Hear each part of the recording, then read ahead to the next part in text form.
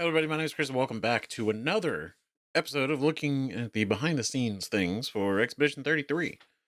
Right now, we've done a couple. Right, there's a couple other things. We're trying to end our Expedition 33 journey on a bang. Right, we completed the whole game. We saw and did everything, and now we're looking at all the insights and behind the scenes into basically how they did it, where they came from, and also just some cool conversations with the team and some of the cast, right? And so this is an interview done by Fextralife, right? Clair Obscur Expedition 33 cast interviews. This interview specifically is going to go in with Mael Verso and Renoir's voice actors, which were Bennifer English, Jen Starr, and Andy Serkis. Absolute legends. Great in their craft. And so I won't extend this situation more. Let's get into it, right? We got cool stuff Recently, to see. I had the opportunity to travel to London for the Clair Obscur Expedition 33 launch event, and while I was there, I was invited to interview Andy Serkis, who plays Renoir in the game and is most notably famous for playing Gollum in the Lord of the Rings series. And I was also given the opportunity to interview both Ben Starr and Jennifer English as well. Ben Starr plays Verso in the game, and Jennifer English plays Mael, and you might remember them from such titles as Final Fantasy XVI, The First Berserker Kazan, Elden Ring, and Baldur's Gate 3. And as you've no doubt heard by now, unless you're living under a rock, this game is getting rave reviews online. People are absolutely in love with this game, and it's simply one of those games that just doesn't come around very often. It's one of those games that makes you think about it when you're not playing it. It makes you think about things in your own life, and it's absolutely a phenomenal game. So if you haven't played it yet, you absolutely should. And I realize a lot of people are probably mid their playthrough when they're watching this video, and just note that there are almost zero spoilers in this interview, or both of these interviews. I think I asked one question that could be considered maybe slightly a spoiler, but you won't even understand that it's a spoiler if you're not far enough along to the game. And if you are far enough along to the game to understand it, then it won't be a spoiler for you. So without further ado, let's get into the interview with Ben Starr and Jennifer English first. These two are quite the comedic pair, I have to say, when they're together. They bounce off each other. You can tell they have very good chemistry, and it definitely shows in the game as well. So you've recently started as Clive Rossfield in Final Fantasy XVI. Yes. You were Kazan in the first Berserker Kazan that came out last month. Yes. You are Prometheus in Hades 2. Yes. And now Verso in Expedition 33. Yes. So my first question is kind of simple. What's it like being the new Nolan North? So you did the Future Game Show Spring Showcase. I did. And what did Nolan say? That He said he took the substance, and now you're running around taking all his parts. jobs. Yeah. He didn't know That's funny. what the substance was, nor did he know who Ben was. Yeah. So I had to explain both. Yeah, he was like, I don't get the joke. It's great. Yeah, it's cool. I don't think. I think there is a precedence of amazing actors out there who've done amazing work. Nolan North is one of the most iconic actors in video games ever, Easily. and that's pretty cool to even be remotely considered in that league. I've been around for 2 years. I am so new to this industry, and I'm so excited that I get to contribute in the way that I do. I love video games. I'm insanely passionate about them. I'm so insanely passionate about talking about them, listening to like additional material about them, and fundamentally playing them and being a part of them. And I hopefully for the next 10 years, I'm not going anywhere. I want to do as much stuff as I possibly can in this space, and I have no intention of leaving. I think it's the great honor of my life to have contributed to Final Fantasy, and to see that franchise that means so much to me be the launching pad for what I get to do. I want to do cool stuff, It was I want to see what I can do and what actors can continue to do, and how they can communicate with fans. And I will, whether you like it or not, I'm here for the long haul. I'm not going anywhere. So please don't get annoyed. I honestly, this is my first this game was my introduction to Ben Starr, right? I'd heard his name thrown around, but I never really knew who he was. Didn't realize he was Clive in Final Fantasy 16. I didn't play that game, but I guess that was like his breakout role, right? That was like his first thing. Like, I guess either his first or his first like big thing. And then that's so fascinating. Like him saying, like, he's only been doing this for 2 years. That's wild. That's so cool. And he sells it as Verso. He's so good. Right? Absolutely incredible. Such a genuine dude. He's just a dude. He's just a guy being a dude. He doesn't take himself seriously in the way of, really, I don't know if I guess that's just like the best way to say it, right? He's just chill. He's just a chill dude who enjoys what he does. He's having a good time. And I love his passion. It's great. Big fan. Big fan of Ben Starr now. Right? And I'm a fan of the cardigan. That's a separate thing. I'll figure that out. Well, I think that's music to most people's ears. Yeah. So. Say with Jennifer You English. were I in didn't. Elden Ring, and that won Game of the Year. And then you were in Baldur's Gate 3, and it won Game of the Year. We gotta How's play it that. going to feel It's coming. if Expedition 33 wins Game of the Year? And do you have a sixth sense about titles you sign up for, or are you gaming's lucky charm? Maybe both. I don't know. No, we were talking about this earlier. I think it's dangerous to go into any project and go and think about the end result. All our job is to approach a script and go, great, how can I bring the truth out from this? How can I honour this beautiful piece of work? And yes, I did choose this project. I mean, they chose me. We both did a blind audition for it. They didn't select us for our names. They selected us because we sounded right for the character. But none of those games did I go into going, oh, I hope this wins an award.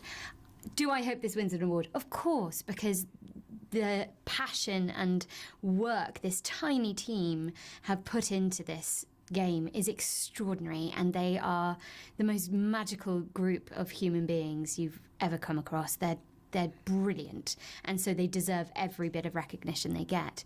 But I think what we really hope for is the response from the audience, and that's what's been really beautiful about both Clive and Shadowheart, is that they've both inspired and really touched a lot of people, and that's all we can ask for, really. Kind of cool, really. Awards are just kind of, they're lovely, they're great, but that's not why we do them. That's why some people do them, I'm sure. The indelible mark that these characters in these games have left on people goes way beyond being someone's game of the year. You know, and I get it. Like, obviously, Elden Ring and Baldur's Gate 3. What are you gonna like? Two of the best video games to ever exist. They're pretty alright. But the fact that like we get to do this, I think this is new IP from a new studio. It doesn't really get any better than this, to be able to originate something that is so. People don't know about it yet. People are excited about it, but more people are going to discover this world, and we're at the beginning of something. And whatever that is, I'm excited to go along for the ride. Yeah. I want to ask you, Ben. Yes. What was your initial impression when you were asked to be Verso in Expedition 33 with such a small development team? And when you first read the script for Verso, what were your first impressions of the character? My first impressions overall were, this game is made for me. Like, this is everything that I've ever wanted in a modern turn-based video game. And then I thought the character looked really cool, and his story is very, very cool. And obviously we can't really talk about it that much, but it was just the easiest yes of my life to do that. And I think there can be a skepticism that something's by a small team means small in kind of like a small in ambition, that somewhere you've got to be restricted. But some of the greatest video games of the past 10 years are made by small teams. Some of the greatest games of all time are made by one person, because what they've done is they've crafted a brilliant gameplay loop, which they've been able to build this insane world of these brilliant characters. And so they created that. That's great. You don't need 300 people to make an iconic video game. You just don't. It helps. But I also think you can make something brilliant if you have passion, drive, and most of all, focus to make something, and you know who you're making it for. And I think this team knows who they're making this game for, and they've kind of, that's why it's going to hopefully resonate with this audience, because they made it for them, and they're not compromising. It's not like beige. It is a color that they have decided, and it's like, whether you like it or not, you cannot fault that ambition. Bro, Ben just out here spitting facts. That was insane. That was so well said. Just it. It just makes me like him even more.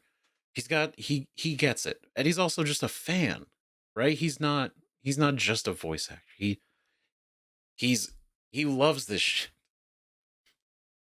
So cool. I mean, it's so right? Like, you don't need 300 plus people working on a team to make a video game, right? You don't.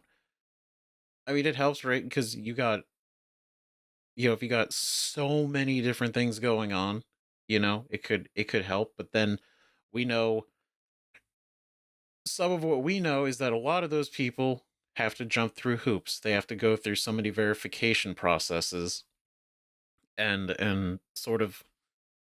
I mean, just the idea you could make a character, right? You come up with a character. You then have to give that character to your supervisor, and then they have to be like, okay, all right, we got this. Then they take it to their boss for approval. That person then looks at this character and says, no, actually, you're gonna have to change this, and that, whatever. It's not right. So then that goes back to you, and then you have to go redesign it with the whatever feedback they gave. And then that could take like 2 weeks. Who knows? Right? Then you redesign it, then you have to do that same process again. And that goes for every cog in the machine, when you have like these massive companies. Like Ubisoft had like what, they had like 1,000 staff or something, some crazy thing like that, or more than that. I just remember here they had like a crazy number of people working for them, and I had to think, how do you get anything done with that many people? Right? Like, that's a lot of people to be given tasks and then managed, and then all that stuff. So I'm glad he said it too. Awesome. And yeah, some of the best games were made by small teams. A bunch of the indie games that popped off were made by small teams. Phasmophobia, which I played when that came out, right? It was noticed. Me, friends played it, and that was made by one dude. It was made by one guy, and then he ended up the early success of the early access of that game allowed him to get more people on the team, and then same with a bunch of other games, right? You got what was it? You got Balatro, huge. I never played it, but I understand. I get it, right? That was made. That was huge. That was massive, and it's not terribly complicated as far as it's not trying to make like some massive Bethesda style game. It's just that, but it resonated with people, and they were really into it. And this game did the same thing, right? And yeah, it's great. That's a great response. That's well done. Okay.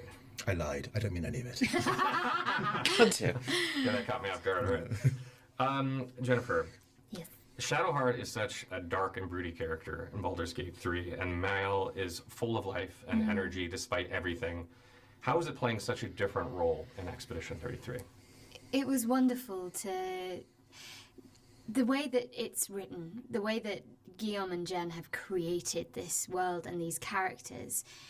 I didn't have to put anything onto it. It was all there, and it's our jobs to bring ourselves to it and to bring as much humanity as we can to these characters.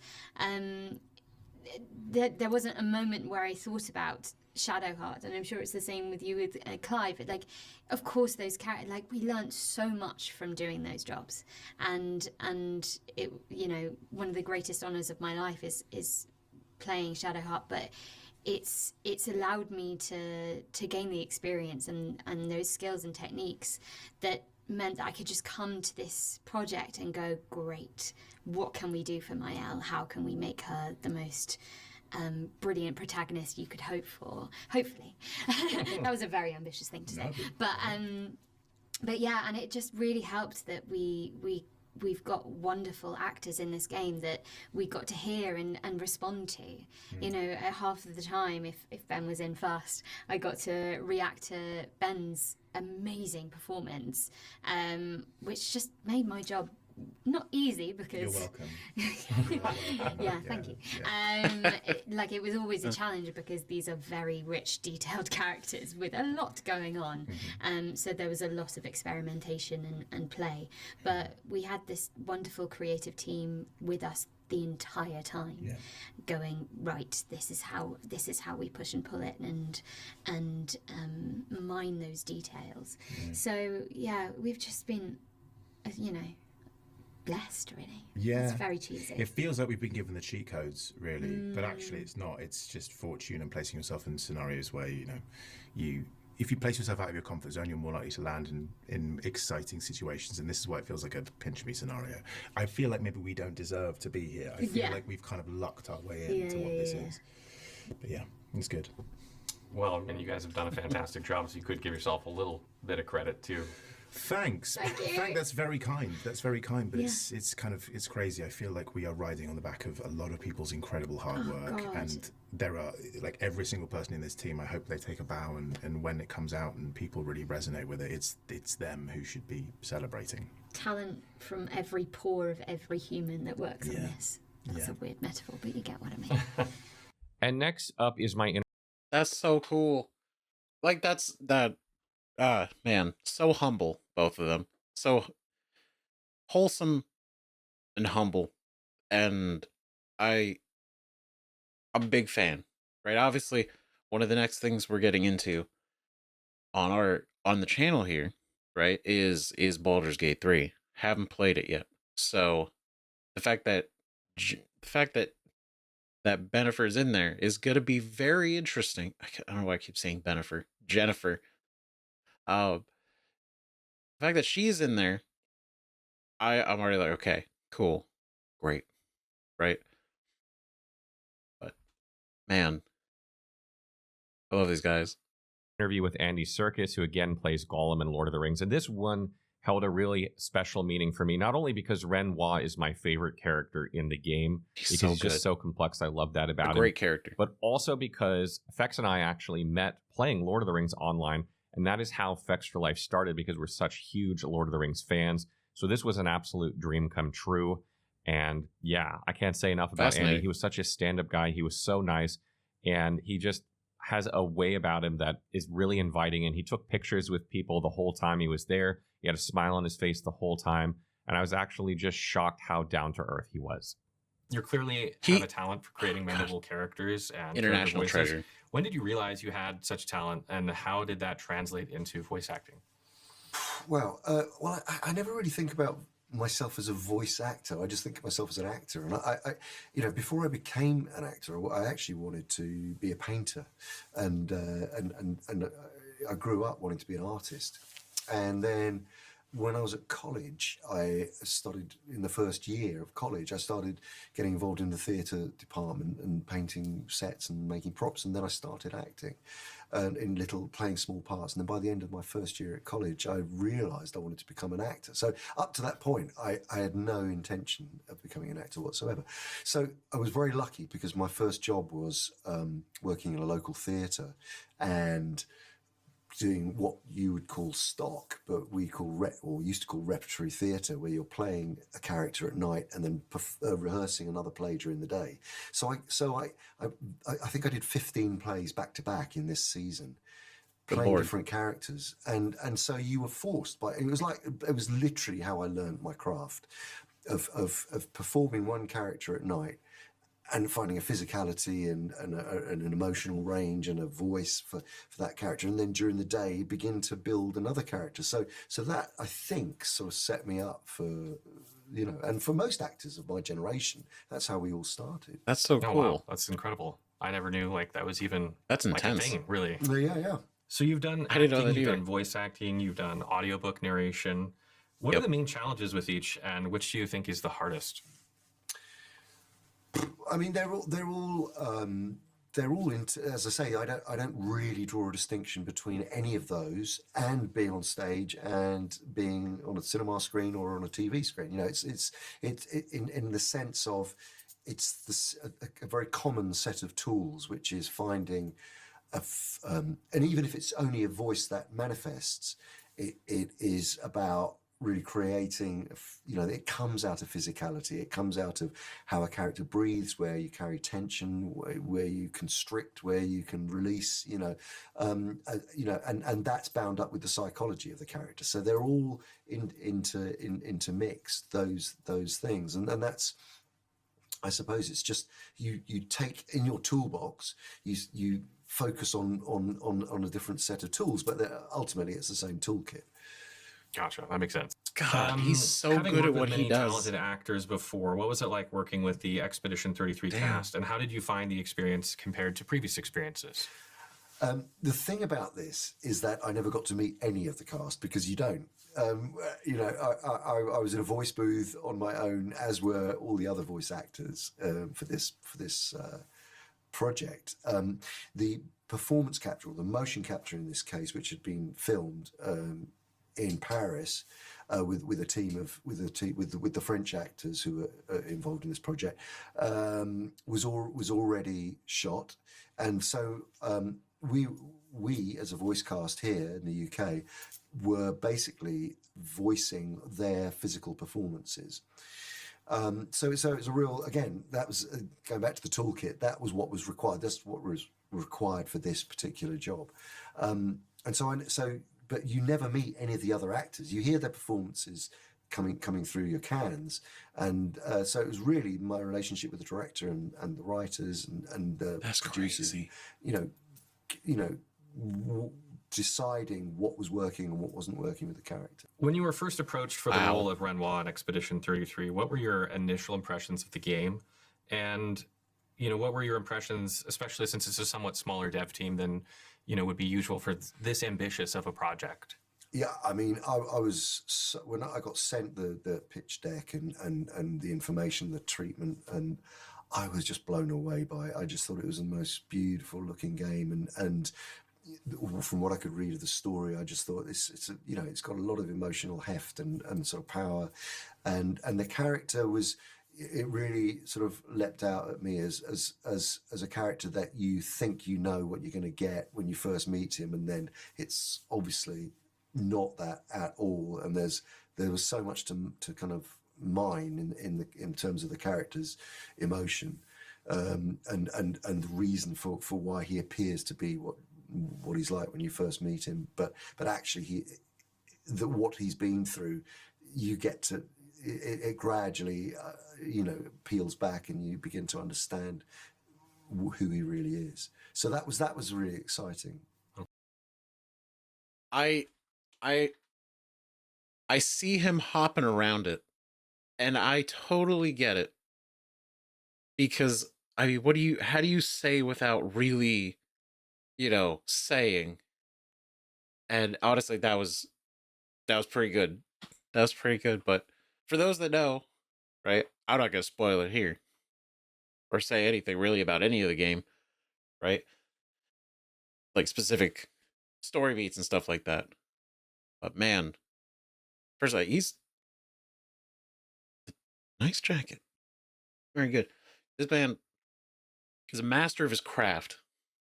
In every way, every single thing I've seen him be involved in, he is exceptional. And the fact that his role of Renoir was solo, pretty much. Like, he hears the recordings of Jennifer and Ben as Mael and Verso, and that's what he's doing. And he's working with the director. And that's what he doesn't have any, he's not doing any physical acting. Physical acting in the way of, like, he's not capturing the motion. He's a very physical actor, right? Definitely. And I think that's part of, why it works, why he's so good at it, right? But that's crazy, because I mean, there's some actors that work better, right? I would imagine it's definitely a lot easier. Like you working in front of somebody in a room with somebody, and you bounce off of them, right? You match their energy, or you have like this feedback from your performance. Whereas he didn't have that. It was, it was quite literally just their recordings, and oh, yeah, it's so good. I didn't know right away that Renoir was Andy Serkis. Didn't know. And when I found out, it just obviously like it elevated it even more. But his voice is so good. I could listen to this man talk for days. Like easily. I was locked in for that whole thing. Okay. If you don't want to hear the next question, well, you've been warned. Right? Warned. Now, I'll play it here. You could skip about 50 seconds ahead when we start playing. If you want to skip whatever this is going to be, just so as a heads up. Okay, cool. I think Renoir is my favorite character in the game. Oh, wow. Yeah. Amazing. I wanted to ask if, being a father helped maybe with this role because of the position that he's in the game. Oh, good question. Without giving too much away about what happens, Damn. yes, he's a character that is facing and dealing with tragedy and loss and guilt and things that all parents feel, I think, at times in their lives when they don't feel they've done their best. So it is a very relatable character in that respect. So with regards to Renoir, I think he's probably Good the answer. character that has the most nuance. At least that's what I felt when I was playing the game. What was your inspiration for this character, and how did you decide on bringing him to life and his voice, because he has a very unique personality in this game? As I say, I really wanted him to feel. I kind of wanted you to feel like when you first see him, you think, oh well, that's definitely that. I understand the character, but that gradually, you see a vulnerable side to him. You see other sides to him, and those were decisions that I was making, that I had made and was making on, as we were going through it, and sort of instinctively finding kind of those kinds of levels again to make him relatable, I guess. Great. I was kind of curious, who are some of your favorite actors? Who do you like personally? Oh, wow. Oh my gosh. Well, Oh, good. I'm kind of running through. When I grew up, I loved Charlie Chaplin. I loved Buster Keaton, and then I loved William Shatner. And then when I was a little bit older, of course, I saw Apocalypse Now when I was 14, and I thought Martin Sheen was incredible, and Marlon Brando, and yeah, I mean, it sort of changes over the years, and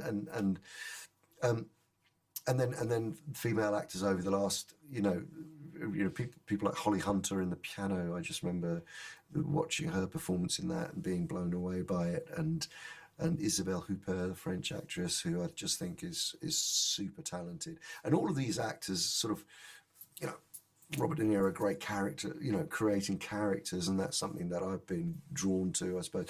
I mean, as an actor, I've sort of searched and gone away from myself, and I'm always fascinated with actors who play very close to themselves, because there's an honesty and a truth which as I get older, I think I'm searching for more, actually, and actually trying to play characters.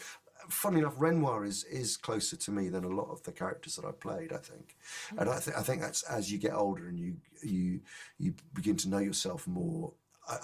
When you think, I've been reaching for characters like King Kong and, Caesar in Planet of the Apes. And actually, I've noticed in my choices recently, they've been more sort of like trying to bring it back to me, because I respect that in actors who use themselves to such a degree that, sometimes actors only play versions of themselves, so I don't think I'll ever be that. But but who use enormous amounts of the reservoir that is their own emotions. Wow, that's fascinating. I mean, I love Renoir, so I mean, to hear that he resonates with you, that he's a character that's very close to you, that's awesome. So after we finished up the interviews, we got That's such a cool response. My God, the fact that he got an interview with Andy Serkis and Ben and Jennifer. This is so cool. This has been great. Like obviously, like here like the big inspirations for Andy, and then how how he approaches acting, how his influences and making it his own, but then also his connection with Renoir. But then Renoir is easily one of my favorite characters in this game, hands down. Right, absolutely incredible, and his voice and all the interactions, he really sells the character and the emotion and the feeling and the thoughts, and he's good. we got to head over to the launch event quite literally because I was like the last interview of the day, so we went immediately over. We got to hear music there from the composer of the game, which is amazing. The music in Clair Obscur Expedition Amazing. 33 is absolutely phenomenal. And we also got to mingle with the cast for several hours. They just hung out with us. Ben Starr is so much fun. He is such an easy guy to talk to. Jennifer English was making her way around. Devora Wild was also there, who plays Clair in the game and plays Lysel in Baldur's Gate 3. And then we just got to hang out for several hours talking about the game, taking photos. And it was a really memorable experience because I've been to a lot of game events and you don't really see the cast or meet the cast ever in too many games. Like, that's just really rare. And even if you do, it's like once for a couple minutes. And it's That's what not I like they imagine, hang out and mingle with you and talk to everyone. And that happened the whole night. And so it was really, really special. And That's so everyone was cool. just talking about how much they love the game and were looking forward to hearing what people had to say about the game. So it was just, honestly, it was a once in a lifetime thing. And I'm so glad that I went. So I hope you guys enjoyed the interviews. What do you guys make of Clair Obscur Expedition 33? Is it as good as people are saying? Is it not as good? Do you like it? Do you love it? Do you hate it? Let me know in the comments below. That was a great interview. That was really cool. That was so insightful.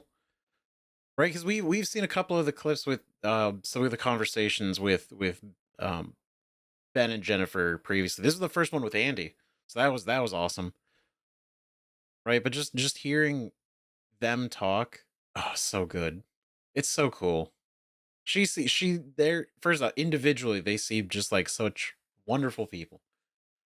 Right, but together they have such a chaotic energy. It was so good because we saw the other interview where they did like the quiz and everything. That was just fun. That was a good time.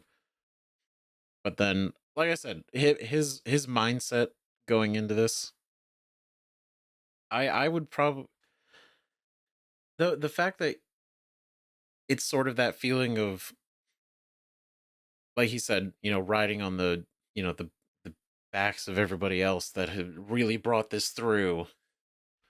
And he did the voice performance and everything, but saying that, these guys are the real, these guys are the real heroes. They did this, feeling undeserving of the situation, but God, he's so good as Verso.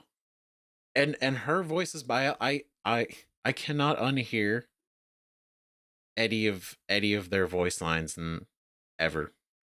Right? The amount of times I hear Parrot and oh man, Carve a Path. It's Phantom Stars. It's so good. It's so good. This was super cool. This was super cool that Andy, obviously, like, absolutely phenomenal insight into his mind, his acting, and Renoir. The answers he gave were really good, and the fact that this came out before the game released, right? At least based on the way this conversation is going, maybe it came out after, but the fact that he's not spoiling anything, right? None of them are spoiling anything, I think is great, right? But he's very careful with his answers, but it's also the way that he answers isn't just he's giving an answer, like yes, no, it did, it didn't. This is how I thought, right? It's like he's got a story. He's got like this real deep reasoning and thinking for it, and I think it's beautiful. It's beautiful, and I wish more games did stuff like this, right? I love behind the scenes things, like when like I don't know if Baldur's Gate 3 has that. I'll find out eventually, but this has been so cool, and the fact that they talked about being at the event, and they actually not only got to hear the music live, but they actually got to interact and like talk and mingle with everybody. That just seems so cool. And it like you said, it doesn't seem like that's very common. You get like a couple questions, like maybe you get to do like a handshake and a photo, and then they kind of move on, right? The fact that I mean, it was almost like a party, right? I mean, it definitely seems like a party. It's great, absolutely phenomenal. So, so good. So we're gonna go ahead and throw it over to you guys. Let me know what you guys think about all this. What are your thoughts about the interviews between these guys? Right? Honestly, pretty good questions. Pretty good questions. Pretty good questions. Pretty great answers. Right? And obviously, there's a ton more. There's so many interviews out there. I love that. I love that Sandfall did so many interviews with so many people, right? Because obviously I'm going to check out some of the other ones, like whether they end up being what we watch here. I just watch it in my own time because I don't like we could be here for days with the amount of watching everybody's interviews, but then you should also check out their interviews too. You know, and I just think I'm such a big fan of this game, and I love it, and a lot of you guys love it, and so I've doing all of this behind the scenes stuff is really just to kind of keep not that it needs the conversation going, but I just want to keep lifting this up, even though I'm not really anybody. Like, who am I? There's some guy, but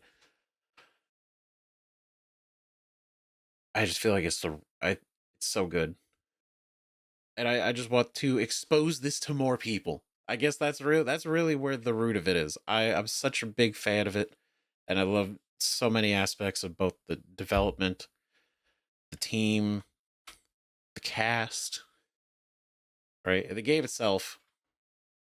That I do just want to give it more attention, get more eyes on it, right? But like I said, I love that they did so many interviews with so many different people and outlets, individual people too, right? Let alone bigger names and stuff like that, and love it. It's so good. It's so good. So let me know what you guys think about this in the comments. Thanks again for watching. Seriously, stick around for more things, whatever that ends up being. See you guys in the next video. Bye bye.